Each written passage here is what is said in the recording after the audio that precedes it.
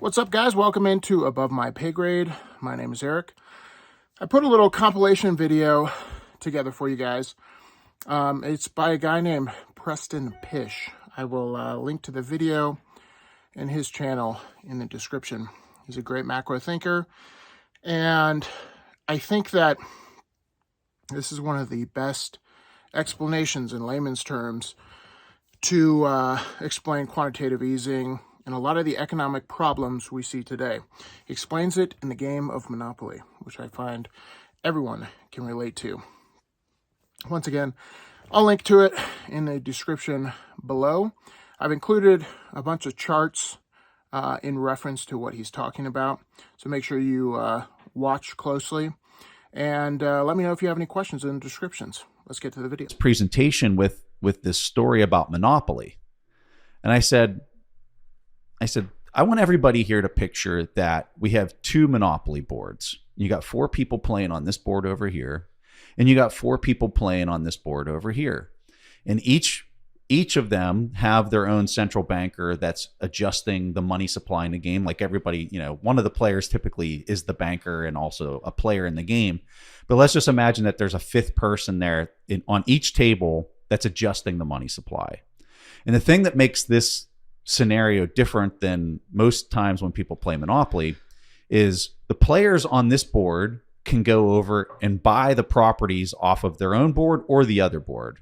And same for the players on board 2, they can buy properties on either board. So if you want to go over and buy Park Place, you want to own Park Place here and on the other board, you can do that. And I said, with this scenario, you're able to understand like how we got to this disastrous scenario that we're in. So let's imagine that both central bankers on both boards are not debasing the money. They've put a fixed supply of currency in the board. You're playing it kind of by the rules. You're actually debasing it a little bit. Every time somebody goes around go, they collect 200 and you're adding more currency into the game. But let's just say that that's the normal way that the game's played. So if that's your 2% inflation. We'll just call that the 2% inflation, right? So when you're playing this, you're seeing the players play the game. But let's just play out a scenario. Let's say that one of the central bankers kind of whispers to the other 4 players on that, we'll call it board 1, and he says, "All right, instead of collecting $200, I'm gonna drop $700 into the game every time you go around go. Just don't tell the other board," right? Mm-hmm. And this, what I'm describing here is when there's no peg to the currency in the globe, it becomes a race to the base, because what's going to happen for the board 1 players, they're going to get their $700. They're going to look across both boards and say, all right, where can I capture the most rent for the properties, and which property pays me the most? And they're going to just gobble that up faster than everybody else. And so you can imagine these players on board 2 that don't know that they're getting this $700 instead of $200 as they're going go.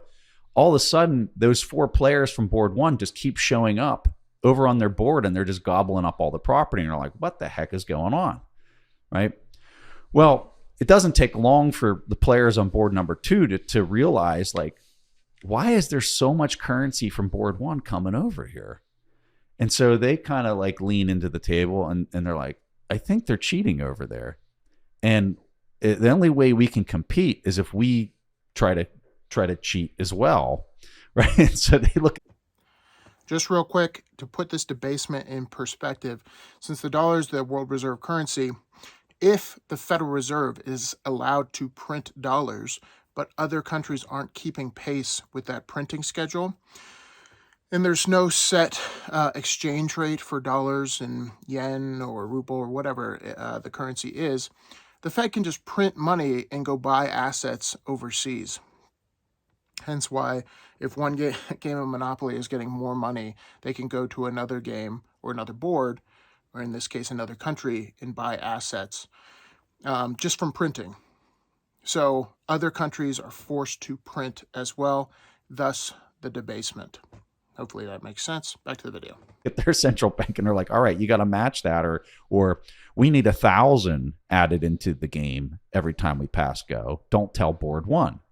And so what you have is this dynamic where the players on the board are trying to claw more and more cash into the game without, making it obvious and without it being so over the top. And this is the Cantillon effect. This is, many people in the space talk about these ideas, but I don't think people can really kind of easily visualize why that back and forth in this debasement race is taking place. So when you play this game out, like if I was going to ask you, what's the fastest way to play the game of Monopoly? Like if you wanted to just accelerate Monopoly in the game, the fastest way to do it is just start changing the amount of cash that's getting inserted into the game every time somebody goes around go, or you can add it anywhere you want. You can come up with whatever rules you want. But if you keep adding bigger and bigger amounts into the game, what you're getting is the consolidation of equity, because that equity on the board is scarce. Mm-hmm. There's no more of it.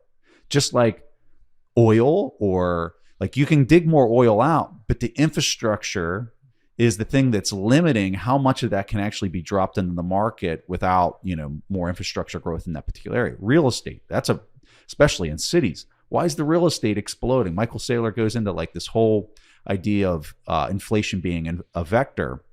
And when you go and you pull it back and you look at the scarcity around the things that people actually desire, healthcare, education, real estate in Washington, D.C., or any major city where things are being conducted, especially political things are happening, you can see how that becomes that becomes the thing that, going back to the quote that I was talking about, which is, if the currency isn't scarce, everything else that people desire becomes scarce. And you can see that. So a good example of this is during coronavirus, Fed implemented QE. There was stimmy checks that went out. Everyone was happy to get stimulus checks at the time, but it didn't create any more housing. It didn't create more oil. All it did was create more currency units to go about the system. And so why the 1% got richer is they already own equity. They already own a ton of real estate. They own a ton of stocks. They own businesses. And so if more currency units go into the system, the poor people that don't have equity, all they are going to do is just pay more money for the rare, scarce assets. So as money becomes less scarce, everything else becomes more scarce. Back to the video. I play out in that Monopoly example. So with that, by the way, that is something I'm going to steal to explain this to people. It's a brilliant way of explaining. Oh yeah, it's just so easy. Everyone understands Monopoly. Yeah, everyone understands £200. Well, it's £200 to Pasco in the UK, and you're running out of money, so you have to wait and just wait to get round to get your 200, and then, or maybe I can buy this property. There's financial discipline involved in the game. You flood it with cash. There's no financial discipline. It's brilliant. Yeah. Well, and what's really fascinating, you can also describe UBI and QE with Monopoly. So QE is simply anybody who owns equity. Let's say you and I were playing with two other people and you had all the equity on the board. QE is the central bank coming in and saying, Peter, we need to get more liquidity in the game. So here's how we're going to insert it. Sell us these three properties for the price that's listed, or whatever price the collective group thinks it's worth right now, which it would have been bid at this point, right? We're going to give you cash and we're going to claw that equity off the board, and it's now going to sit on our balance sheet, right? And now what are you going to do with that cash? Is it going to trickle down into the game? Of course not. You're going to then go to the other three players who have very minimal equity, very minimal property cards, and you're going to then buy those with the cash you just got. That's QE. Instead of it being the properties, it's bonds, right? They're coming in, they're inserting that cash into the system. They're clawing the bonds out. The yields are getting compressed. When yields go down, the values of properties shoot to the moon. And then you, the rich guy with all that inserted fiat, right? You're like, all right, well, I'm just going to buy some more assets that have free cash flows. I'm not going to, I guess you might go buy a couple high-end yachts, but that's not trickling down into the economy at all, right? UBI is really kind of the 200 in when you pass go. So hold on the QE. Does that actually create locked up pools of capital that have nowhere to go? Absolutely. That's why you're seeing. That's why when you go back and you look at 2008 till now, right? The reason that you've seen this polarization of wealth effect into the 1%ers is because that's what QE does.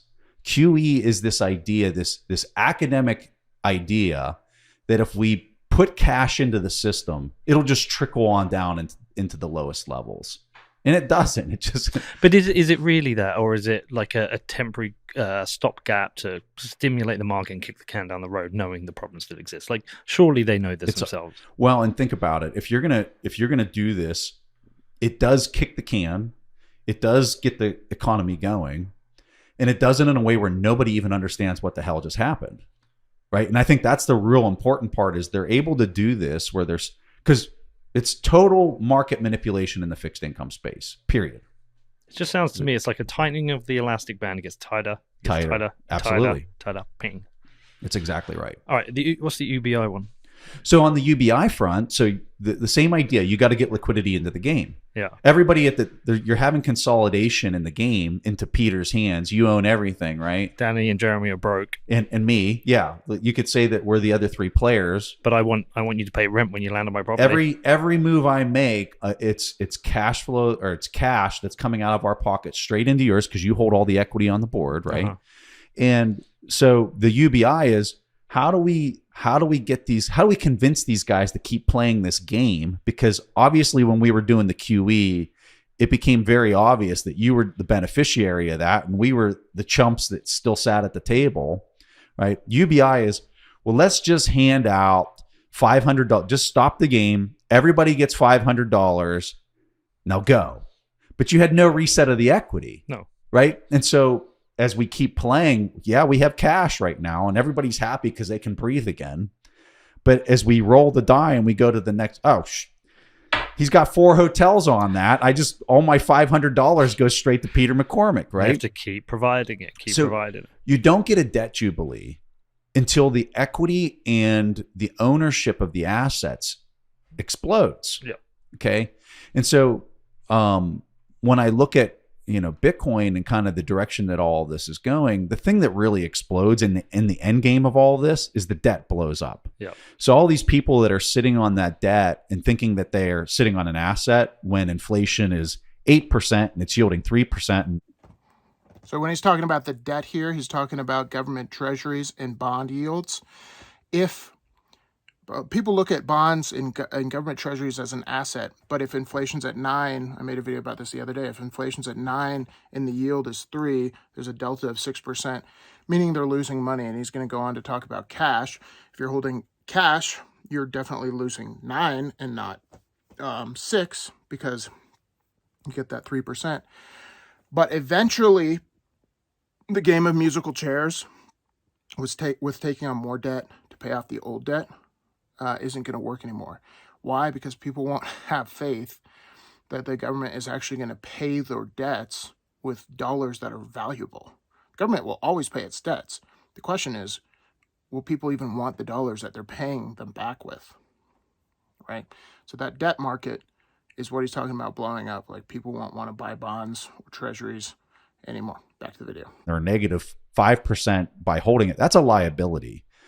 Now, it performs better than cash, which is down 8%.